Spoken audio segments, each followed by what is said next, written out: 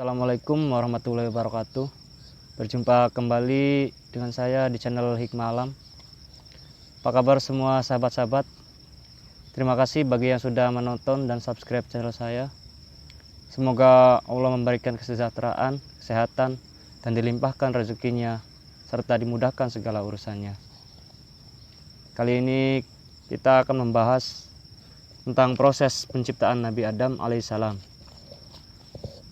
Ibnu Abbas radhiyallahu anhu berkata bahwa Allah Subhanahu wa taala menciptakan jasad Adam alaihissalam terdiri dari beberapa unsur dunia, yaitu kepalanya berasal dari tanah Ka'bah, dadanya berasal dari berbagai penjuru bumi, punggung dan perutnya dari tanah Hindi, kedua tangannya berasal dari tanah bagian timur dunia atau yang disebut Masyriq, kedua kakinya berasal dari tanah bagian barat dunia yaitu Maghrib.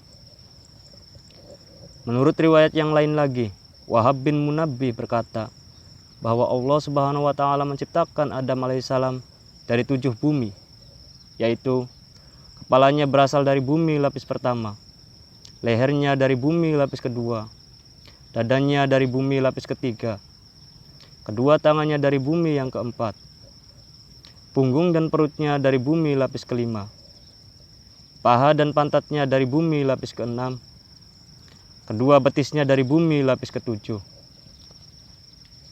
Ibnu Abbas radhiyallahu anhu dalam riwayat yang lain berkata bahwa Allah Subhanahu wa taala menciptakan Adam alaihissalam kepalanya berasal dari tanah Baitul Maqdis, wajahnya dari tanah surga, kedua telinganya dari tanah Bukit Tursina, dahinya dari tanah Irak, giginya dari tanah Al-Kautsar, tangan kanannya beserta jari-jarinya dari tanah Ka'bah, tangan kirinya dari tanah Persia, kedua kaki dan betisnya dari tanah Hindi, tulangnya dari tanah pegunungan, kemaluannya dari tanah Babilonia, punggungnya dari tanah Irak, perutnya dari tanah Afghanistan, hatinya dari tanah surga Firdaus, lisannya dari tanah Taif, kedua matanya dari tanah Al-Haud atau telaga.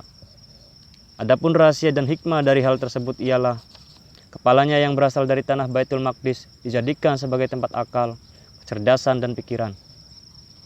Kedua telinganya dari tanah Bukit Tursina dijadikan sebagai alat untuk mendengarkan nasihat.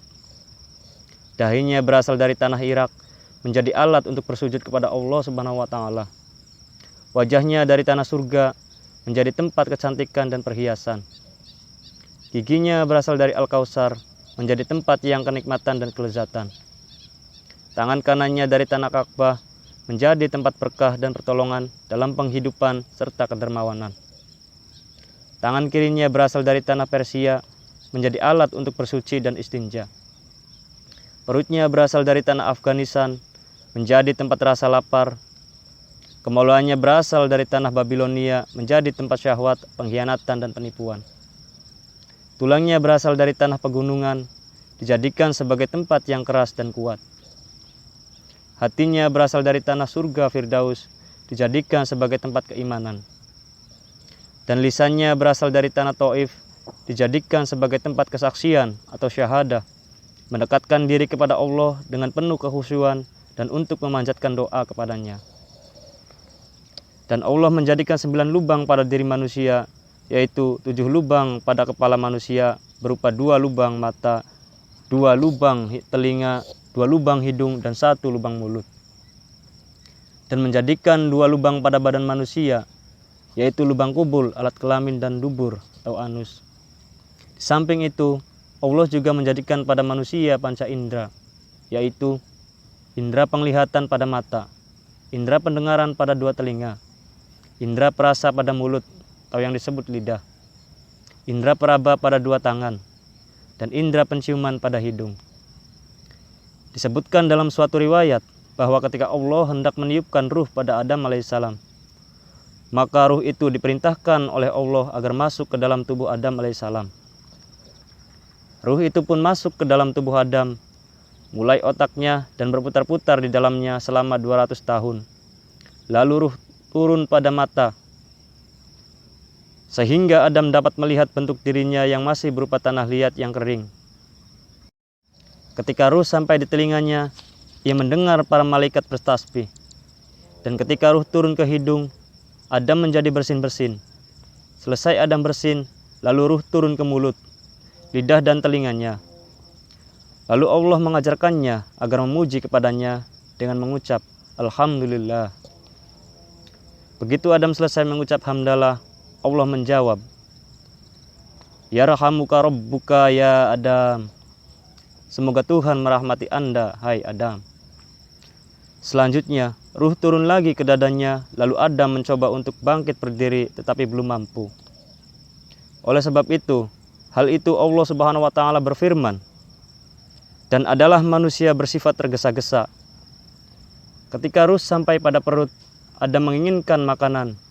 Selanjutnya, ruh pun menyebar ke seluruh jasad Adam, hingga jadilah daging, darah, otot, dan urat syaraf.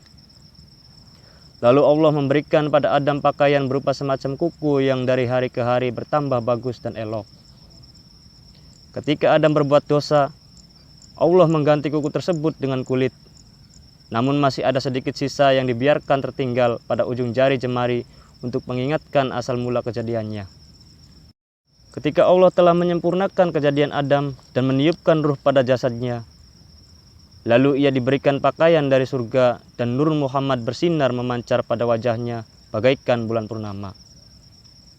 Kemudian Adam diangkat, ditaruh pada keranda kebesaran dan diletakkan di atas pundak para malaikat. Lalu Allah Ta'ala berfirman pada mereka, bawalah dia beserta kerandanya berputar mengelilingi langit supaya dia mengetahui akan keindahannya dan apa saja yang ada di langit hingga ia bertambah yakin. Para malaikat menjawab, wahai Tuhan, kami mendengar dan kami patuhi perintah-Mu.